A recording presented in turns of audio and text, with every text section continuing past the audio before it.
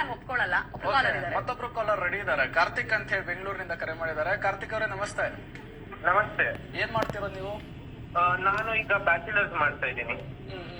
ಈಗ ಸರ್ಕಾರ mobile ban ಮಾಡ್ಬೇಕು ಅಂತ ಹೇಳ್ತಿದೆ, ಏನ್ ಹೇಳ್ತೀರಿ?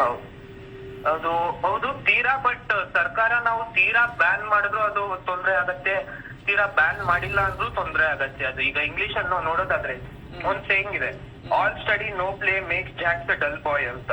ಸೊ ತೀರಾ ಫೋನ್ ಅನ್ನು ಯೂಸ್ ಮಾಡಿದ್ರೆ ಅದರಲ್ಲೂ ಡಿಸ್ಅಡ್ವಾಂಟೇಜಸ್ ಇದೆ, ತೀರಾ ಯೂಸ್ ಮಾಡದೆ ಇದ್ರು ಡಿಸ್ಅಡ್ವಾಂಟೇಜಸ್ ಇದೆ. ಈಗ ನಾವು ನೋಡೋದಾದ್ರೆ ಅದನ್ನ ಕಂಟ್ರೋಲ್ ಮಾಡೋದಾದ್ರೆ ಪೇರೆಂಟಲ್ ಕಂಟ್ರೋಲ್ಸ್ ಅಂತ ಈಗ ಒಂದು ಫೋನ್ ಅಲ್ಲಿ ಫೀಚರ್ಸ್ ಇದೆ, ಹಾಗೆ ಸೇಫ್ಟಿ ಕನ್ಸರ್ನ್ಸ್ ನ ಅದನ್ನ ರೈಸು ಮಾಡ್ತಿದೆ. ಸೊ ಸರ್ಕಾರ ಏನ್ ಮಾಡ್ಬೋದು, ಪೇರೆಂಟಲ್ ಕಂಟ್ರೋಲ್ಸ್ ಫೀಚರ್ಸ್ ಅನ್ನ ಇನ್ನೂ ಅಡ್ವಾನ್ಸ್ ಆಗಿ ಮಾಡ್ಬೋದು.